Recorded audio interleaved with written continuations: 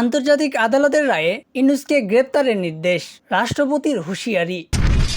হঠাৎ কেন আফগানিস্তানে মামুনুল হক? জুলাই সনদ প্রশ্নে বিএনপি জামাতের মুখোমুখি, সমঝোতার নতুন উদ্যোগে ৯ দল। এতক্ষণ শুনলেন সংবাদ শিরোনাম, এখন জানিয়ে দিব বিস্তারিত।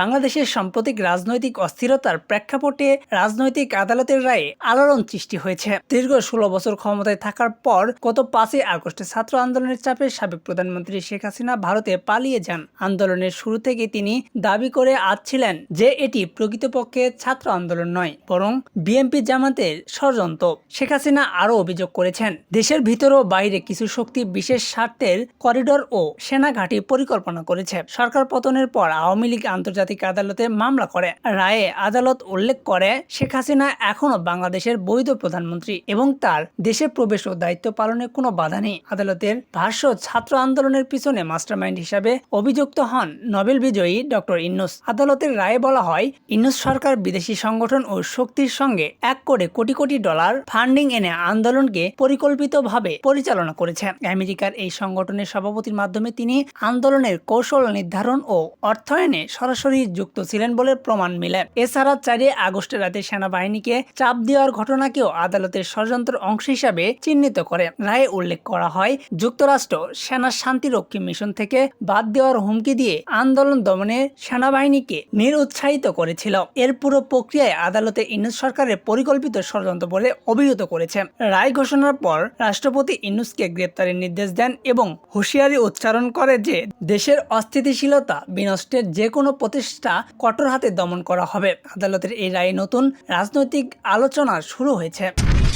এদিকে আরও এক নিউজে জানবেন, হঠাৎ করে আফগানিস্তানে কেন মামুনুল হক? বাংলাদেশ থেকে আফগানিস্তানে সফরে গিয়েছেন বাংলাদেশের খেলাফত মজলিসের আমির মামুনুল হক সহ ৭ জন। বুধবার সকালে দেশটির রাজধানী কাবুলে গিয়ে পৌঁছান তারা। যদিও তার দল দাবি করেছে এটি দলীয় কোনো সফর নয়, তবে দলটি এক সংবাদ বিজ্ঞপ্তিতে এই সফরের তথ্য জানিয়েছে।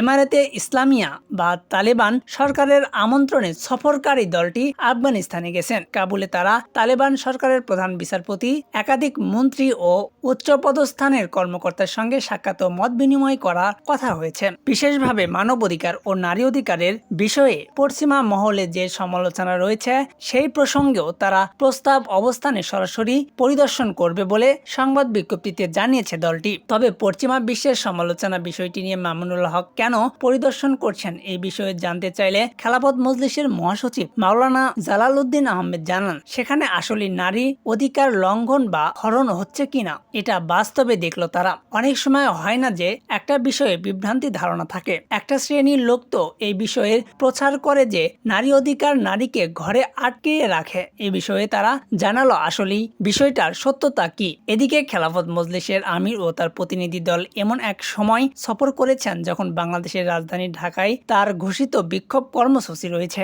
জুলাই সনদ বাস্তবায়ন সহ ৫ দফা দাবিতে এই দলটি বৃহস্পতিবার ঢাকায় বিক্ষোভ মিছিল অনুষ্ঠিত হয়েছে। আজ সব বিভাগীয় শহরে বিক্ষোভ মিছিল হওয়ার কথাও রয়েছে।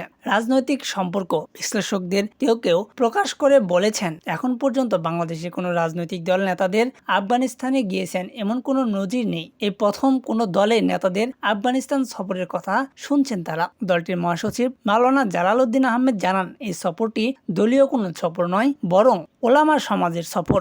একই সঙ্গে সফরে দলের আমির মামুনুল হক থাকলেও রাজনৈতিক ব্যক্তিত্ব নয় এমন অনেকেই আছেন বলে জানান তিনি। আহমদ জানান, এর আগে ২০০১ সালেও ওলামা সমাজ আফগানিস্তান সফর করেছেন। রাশিয়া ছাড়াও বিশ্বের অন্যান্য দেশ সরকারকে আনুষ্ঠানিক স্বীকৃতি দেয়নি, তালেবান সরকারকে আনুষ্ঠানিক স্বীকৃতি দেয়নি। তবে স্বীকৃতি না দিলেও অর্থনৈতিক লেনদেন করছে বেশ কয়েক দেশ। এমনকি বাংলাদেশের কোনো দূতাবাসও নেই আফগানিস্তানে, তবে বাংলাদেশের আফগানিস্তানে দূতাবাস আছে।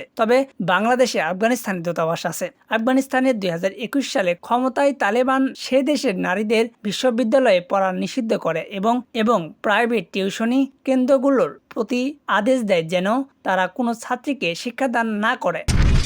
এদিকে আরও এক নিউজে জানতে পারবেন জুলাই সনদ প্রশ্নে বিএনপি জামাতের মুখোমুখি সমঝোতার নতুন উদ্যোগে 9 দল। জুলাই জাতীয় সনদ বাস্তবায়নের পদ্ধতি নিয়ে বিএনপি ও জামাতের ইসলামিক কার্যগত মুখোমুখি অবস্থানে সংস্কারের প্রশ্ন তাদের মিত্র দলগুলোর অবস্থানও প্রায় একই রকম। এই ধরনের যে কোনো রাজনৈতিক সংকটের সামনে আসছে যে বিষয়ে একটি মাঝামাঝি সমাধানের পথ খুঁজছে নতুন উদ্যোগ নিয়ে গণতন্ত্র মঞ্চ সহ বিভিন্ন দল। নতুন উদ্যোগ বা প্রচেষ্টার অংশ হিসাবে গতকাল বৃহস্পতিবার গণতন্ত্র মঞ্চের 6টি দলের সঙ্গে জাতীয় নাগরিক পার্টি এনসিপি, আমার বাংলাদেশ পার্টি এবি পার্টি, গণ অধিকার পরিষদের আনুষ্ঠানিক বৈঠক হয়েছে। রাজধানীর হাতিরপুরের একটি রেস্তোরাঁয় অনুষ্ঠানে এই বৈঠক গণতান্ত্রিক মঞ্চের 6 দল, রাষ্ট্রীয় সংস্কার আন্দোলন জেএসডি, ডিএসসি ও ভাসানী জনশক্তি পার্টির নেতারা অংশ নেন। বেলা 11টা থেকে প্রায় 3 ঘন্টা ধরে এই বৈঠক চলে। বৈঠকটি আয়োজনে যুক্ত ছিল গণসহিংসতি। বৈঠকটির আয়োজনে যুক্ত ছিলেন আন্দোলনের প্রধান সমন্বয়কারী জোনায়েদ সাকি। তিনি প্রথম আলোকে বলেন, জুলাই সনদ বাস্তবায়নের প্রশ্নে দলগুলোর মধ্যে অনৈক্য তৈরি হয়েছে। পারস্পরিক আলোচনার মধ্যে ঐক্যমত্যে আসার জন্য আমরা জাতীয় ঐক্যমত কমিশনকে সময় বাড়াতে বলছিলাম, তারা সময় বাড়িয়েছে। এখন দলগুলোর মধ্যে আলোচনার একটি উদ্যোগ নেওয়া হয়েছে। জুলাই সনদ বাস্তবায়নের প্রশ্নে সবার কাছে গ্রহণযোগ্য একটি সমাধানে আসতে মূলত এই প্রচেষ্টা। বৈঠকে এনসিপির পক্ষ থেকে অংশ নেন দলটির সদস্য সচিব আক্তার হোসেন। তিনি প্রথম আলোকে বলেন, জুলাই সনদ বাস্তবায়নের পদ্ধতি নিয়ে আমরা আনুষ্ঠানিকভাবে অনেকের সঙ্গে কথা বলছি। আজকেও বিভিন্ন দলের সঙ্গে বৈঠক হয়েছে। আক্তার বলেন, তারা জুলাই সনদের আইনি ভিত্তির নিশ্চয়তা চান।